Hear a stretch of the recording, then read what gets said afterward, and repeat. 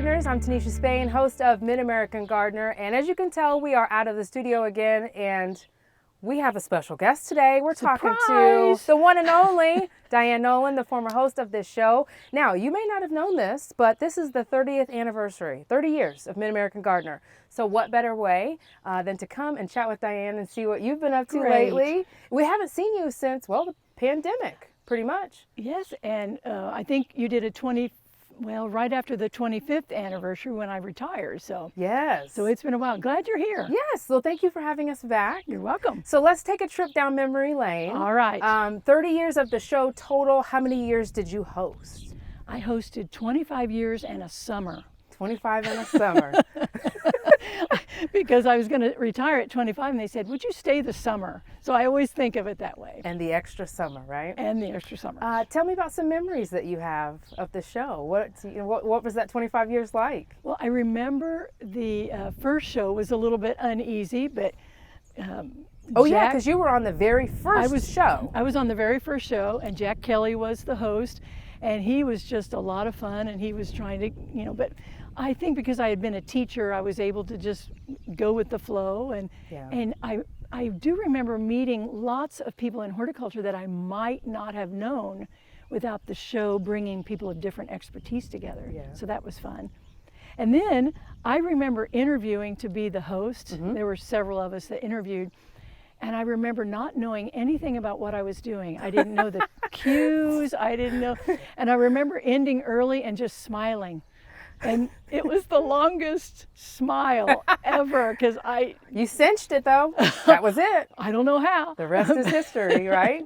But I have enjoyed it, and I like the teaching aspect, and I like the entertainment aspect with the teaching. Education and entertainment. That's what I always said. So I have to ask, are you still watching the show? Yes, except if I forget it's Thursday or, whenever it is on in the area.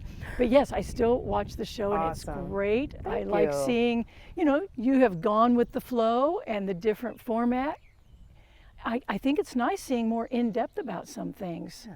Yeah, so we're just trying to keep it different, keep it fresh. And it's working, so good job. Thank you. So you brought some shirts because I thought this was great. You've always got the MidAmerican Gardener polo, but she's got some historical throwback polos. Well, this is the oldest shirt I found, and this was from when I was a panelist. This was the Illinois Gardener logo, and it's old because it says Channel 12. Channel 12. Because once we went to MidAmerican Gardener, then we were multiple channels. Mm-hmm. So we wore this. The first one was gray, but I think I just left it at the studio. I didn't like it. So we had 2 or 3 green ones. Uh-huh. But then my favorite logo that is pretty. When it was Illinois Gardener is Illinois became the petals of a daisy. And I thought that was so clever. I like that. I'm going to have to talk to DJ about bringing those back. I don't know how you do. Well, my husband said you could have for different parts of the state, and the other states you could have different states. That is true, because as the petal. I forgot. We've got to consider Indiana, our mass audience. We've got viewers in North Dakota. You can make these all different states. Yeah, we could do that. As long as you elongate them. We couldn't have a fat state. You'd have to have an Illinois, but you could do that. But I always thought that was a clever one. Very nice. And all the men and women wore the same, and then we went to 2 different colors. I always thought the salmon color looked good on everyone. Mm-hmm. Oh, I like the little gloves there on that one. The gloves and the trowel. And it was IG, but Illinois Gardener. And it was a woman's cut, woman's fit. And this was a pledge gift one time. And my mother looks so good in this color. She did a pledge gift, and she wears it, and it's just perfect for her coloring. So speaking of your mom, yes, we have her to thank, because in putting this together, DJ was looking for some footage of the very first show and found it, but there's a story behind it, so go ahead and share that. I'm telling DJ this, and Tanisha heard it.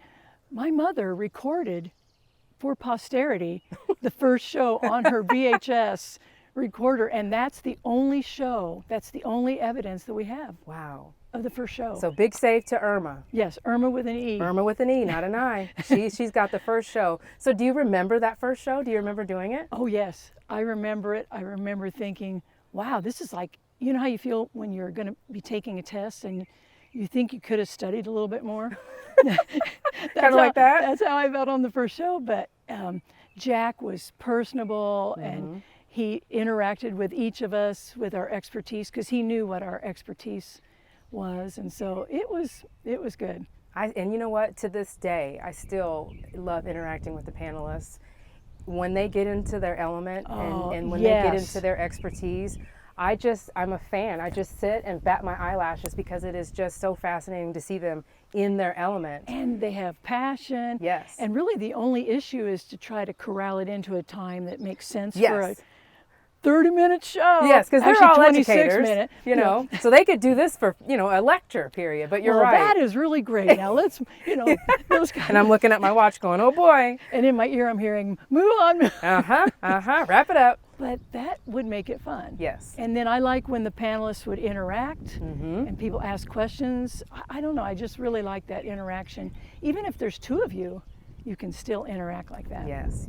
So what have you been up to since the last time we saw you? Well, I have been gardening, I want to say 24/7, but I do sleep and I do eat, but I have really enjoyed being able to garden. And so I'm fully retired, but I garden at my church, and people stop and see me, and I interact with them about gardening. Sure. But we also did a little bit of traveling, a little bit here and there. I'm really getting into wildflowers right now and trying to reclaim some of my woodland edges. So honeysuckle is not my middle name. I'm trying to remove invasives. Everybody's on a mission to get rid of that stuff. So I have a purpose for the rest of my life. There you go. Because honeysuckle never sleeps. Getting dirty. I do. I love to garden. It's Excellent. fun. Well, last time we were here, we took a tour of your yard and we saw all your beautiful flowers and your vegetable garden. So Yes. I would love to go do that again if you're up for a tour. That sounds great. Okay, let's do it.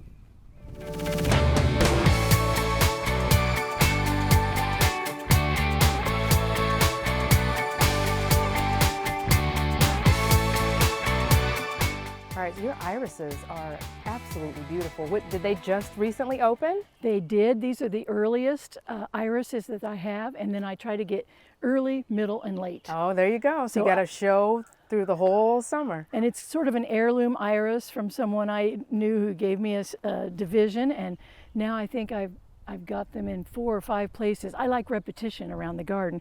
But this is an iris next to a really neat Husker's red penstemon and golden oregano, which is a hardy oregano.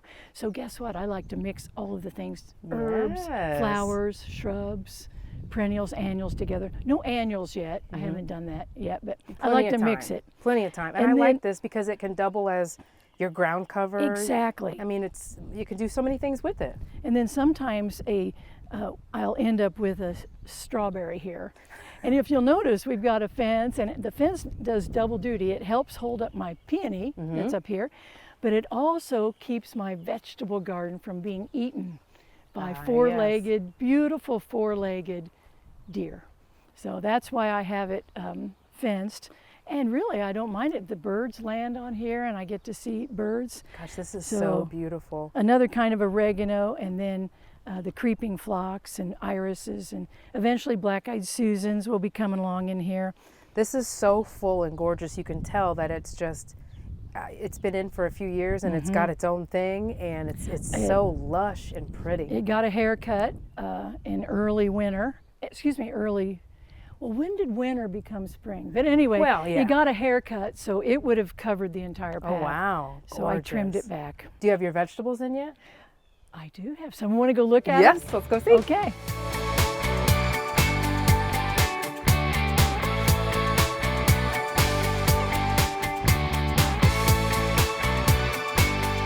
Well, I brought Tinisha into my vegetable garden, but there's not all vegetables here. I do have in this one corner a 5-in-1 plum, and I'm looking forward to getting more plums. Last year I got a few, but this year it flowered beautifully, and I'm hoping to get 3 or 4, maybe all 5 of the 5-in-1 plum. I thought that was fun. I grow herbs in here as well, and I have sage next to it, but I do want you to see my onions. I thought they turned out great this year. They are beautiful, very healthy looking. Yes, this is a red one, and then I have a white one across the way. And every year I do crop rotation. So last year they would have been on that side, 2 beds, and then I move them over here. And so they've been very well watered this year. I'm really happy to see, you know, because I got them in March. Somehow I was able to plant them in March, and then it was cold all through April, and they're still doing well. Now, if you wouldn't mind, put on your teacher hat for us and explain a little bit about why you rotate crops and why that's such a good idea. I do crop rotation because you don't want to get a buildup of insects. You really want to make sure that you have things where they fix nitrogen, which would be the beans. You want to follow those with maybe a root crop. And so I used several books to figure out how to do it, but you don't want to have the same type of plants follow that type of plant. So you want to try to do root crops versus, you know, beans, and peas are a good nitrogen fixing one. So I follow the peas with onions, and then the peas move up and they go in where maybe a root crop was that would deplete the soil. Oh, nice. So, and I try to do it in 2s. So I've got 2 beds of each along here, but not always do I have one thing in a bed. And so this is some kohlrabi. I've got planting number 1 is right here and planting 2 across the way.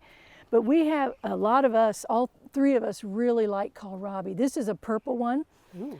It looks sort of like a turnip above the ground, and it tastes sort of like a radish turnip. Interesting. It's Do you like yours raw, or do you cook yours? We love them raw. Yeah, but I like them raw as well. You can stir fry them. But I like the purple one, and then I've got the white one, and I got the big Cossack one across here. Turnips are looking really medium green on this side, but being a floral designer, I like to mix textures. And so I have the blue-green, I have the turnip here, and in the middle, I've always wanted to plant, I've tried it other years, but this is Florence fennel. And I tried it when I was a Swiss exchange student. They would have it. It's kind of an anise bulb. It's really good, and these are looking great. Now, if you wonder what the boards are, that's just to keep weeds down because I'm a lazy gardener.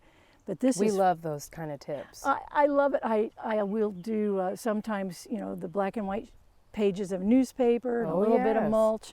But I put that down. I also know where the row is, and then I keep weeds down. My garden is not weed free, so don't focus on any weeds. I'm sure that that's a sustainable agriculture practice. Or it just got really hot really fast and I wasn't able to get them out of there. Ooh, now, this looks yummy. This is my combination planting. I've got some butterhead lettuce along with some leaf lettuce. And then the middle row is radishes. And unfortunately, we had the ones most ready yesterday for our dinner. And then this is space spinach, and I haven't really picked off of it, but this is really nice and clean, so I pick it at this stage all around. It's gorgeous. The other planting, this is a second planting, the other planting is really picked to almost nothing. You guys have been enjoying that one, huh? Yes, we have been. I have it in with mixed salad greens. It's really good. But then I do have more radish. Let's see if it's a little bit small. This is a sparkler white tip. And then I've got the red one that's called Rivoli, and I have Gloriette as well. But I like to plant those in between, and then they're out, and then the kohlrabi gets big. So I've got 2 rows of kohlrabi. You really put a lot of thought into this. Between the rotation and the way the beds are set up, and I think it looks pretty too. And that part too. I didn't know you were a floral designer. Yes, I taught floral design for 40 years at the University of Illinois, but I was always a gardener first, and teaching about perennials was my first love. So now we're going to come over to this part. Oh, well, we do have peas, and I think you got a few pictures of the peas. This doesn't look like anything, but this is carrots just coming up. Oh, gotcha. And I mean, we're talking... I could use some lessons on these because my carrots are not looking too hot. Okay. A few tips on carrots are to try to get the bed a little bit raised and loose. You know, try to get it loose. And so then I just use a hoe and make the row. And I have been doing lazy things lately. I've been buying carrot seed tapes. Oh. And it's all ready to go because those are small seeds. Yes, very. Now you can get pelletized seed, and that's easy, but I admit I have Hey, been doing we this. don't call it lazy. We call it easy, It's right? easy.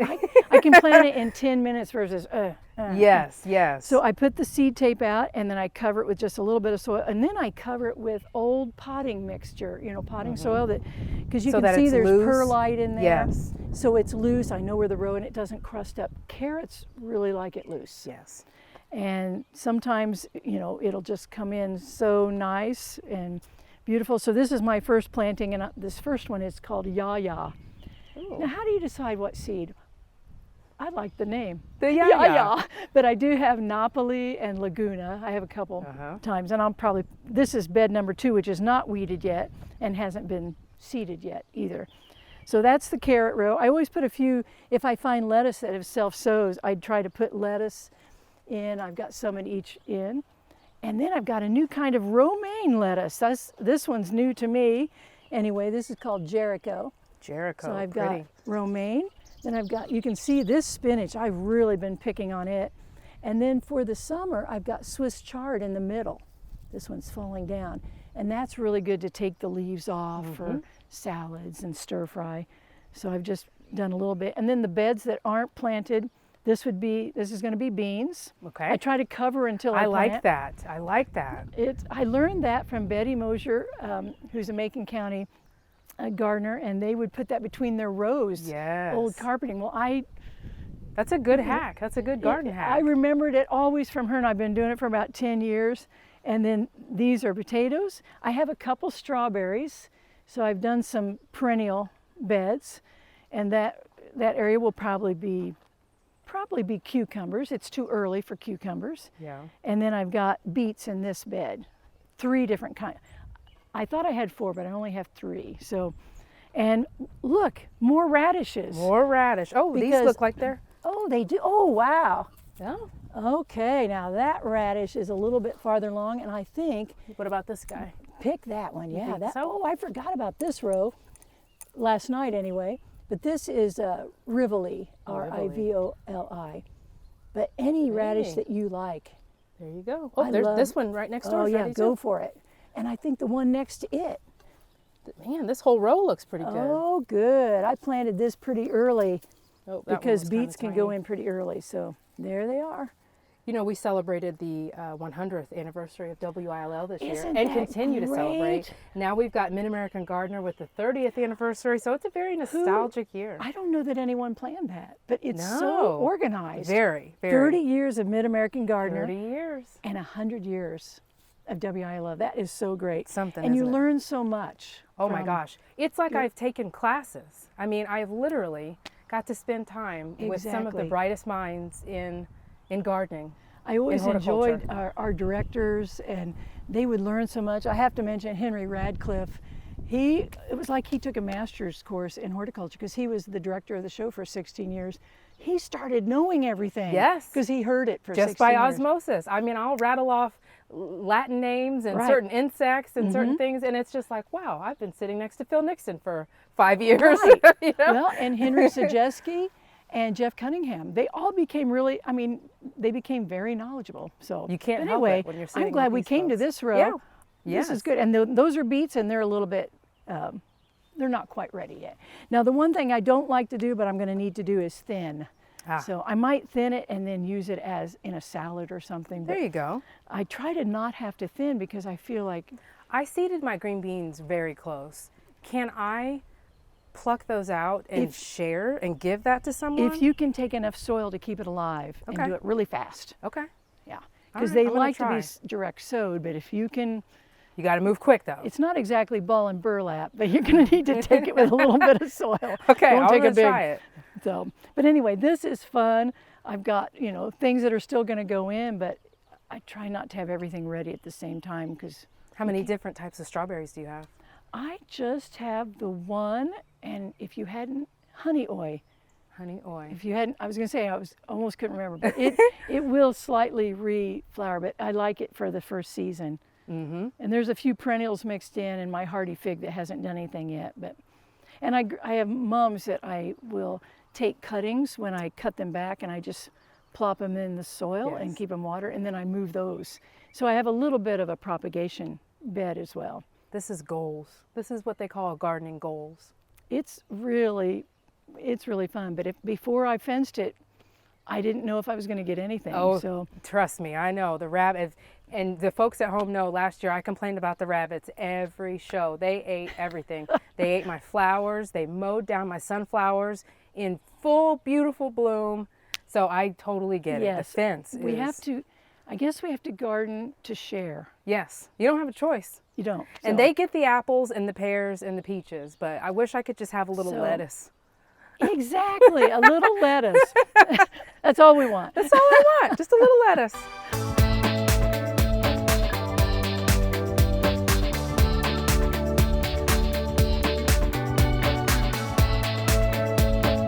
Well, for the 30th anniversary, I wanted to show you a good Mid-American Gardener plant. This is called Camassia. It's a little bit warm here today, and not quite open, but you can see that really nice light blue. I learned about, it's called wild camass or Camassia. I learned about the use of it. I always call this the Lewis and Clark plant because I learned that at Mandam they had a hard winter when they were going, searching and exploring. And the Sacagawea actually, or someone in that tribe, dug the roots. It's like a potatoey, a starchy vegetable, and it really helped them to live through that first winter. Wow. So Lewis and Clark, this is a native plant, and it's beautiful. You can get several sizes, but this is the taller one, and I just love that blue color. It opens up sort of starry. I was just going to ask what the flowers look like. The whole thing will be starry, but it's architectural before it opens. It's a very pretty looking plant. Is. And I like it with yellow. It's got a yellow barberry, but this is a yellow Carolina lupin, and it'll have a yellow spike up to here. So, the green isn't really nice and soothing, but I like it with the yellows and the blues. More of that floral design coming in, right? I'm trying to do a little bit of different color schemes. It sort of goes with the yellow sun on the Mid-American Gardener shirt, doesn't it? So, it does. But these are purple, so it kind of goes blues into purple eventually. Do you have names for your beds? This one I used to call the tall garden because I had really tall grasses, but I moved them. So now I call it the viburnum shrub garden. The viburnum shrub. I wonder because we all have the pet names for the different beds throughout the yard. Usually it's an important plant that I only might have one of, so I can keep it straight. But this is a really interesting native plant. That is gorgeous. That I think more people should grow. Now this is a fall clematis that decided it wanted to be here, and so I just took some saplings that I didn't want in my woodland. They were too thick, and I just did a wreath ring and grapevine. I just did that a month or so ago. Just for some support? And that's a really use it for good support. Idea. Diane, you're just full of ideas. Well, when you're You'll fully learn retired, you can have more time to do it. Before I would drive and think about what I want to do. We all have sitting around. And right, I was weeding, and I thought, okay. But you got to use plants that aren't going to self-sow, like don't use willow or dogwoods. So gotcha. Okay.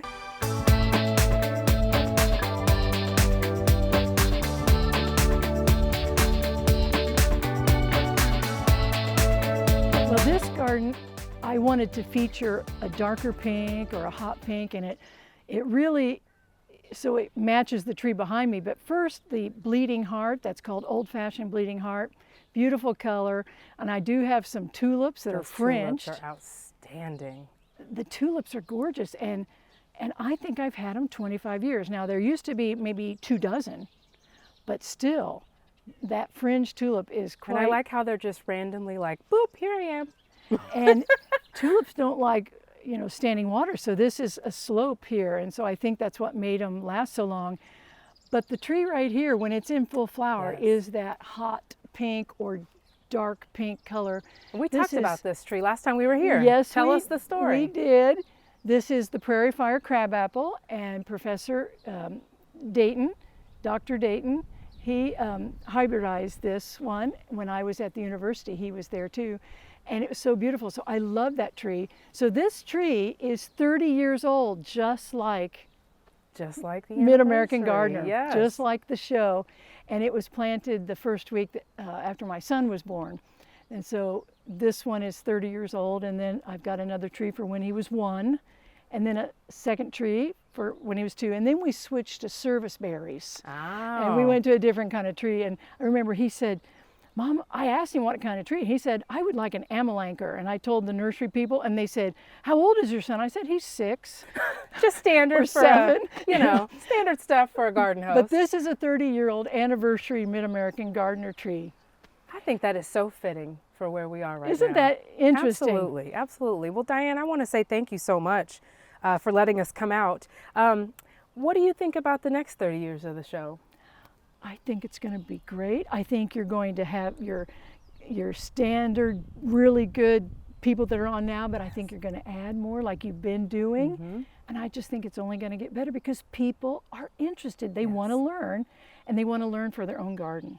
And it's so timely, too. It is. It really is. If The there's an pandemic, insect- if it helped with one thing, it would be gardening and people having houseplants, because it just caught fire during that time. It did. And we're so grateful for all of our new viewers. And so I'm just so glad that we were able to come out today and kind of I'm take part in glad. this as part of our 100th, as part of the 30th of the show. So thank you for opening your home to us again. Well, Tinisha, keep up the good work. Thank keep you doing so what you're much. doing and go even more. Thank you. And you enjoy your retirement, and we'll have to come back. This isn't our last visit. I'll try to work it in. Yeah. All right. Thank you so much. You're welcome. And thank you for watching. If you have any questions for our plant experts, you can send us an email to yourgarden@gmail.com or look us up on Facebook. And we will see you next time. I'm your host, Tinisha Spain, and good night.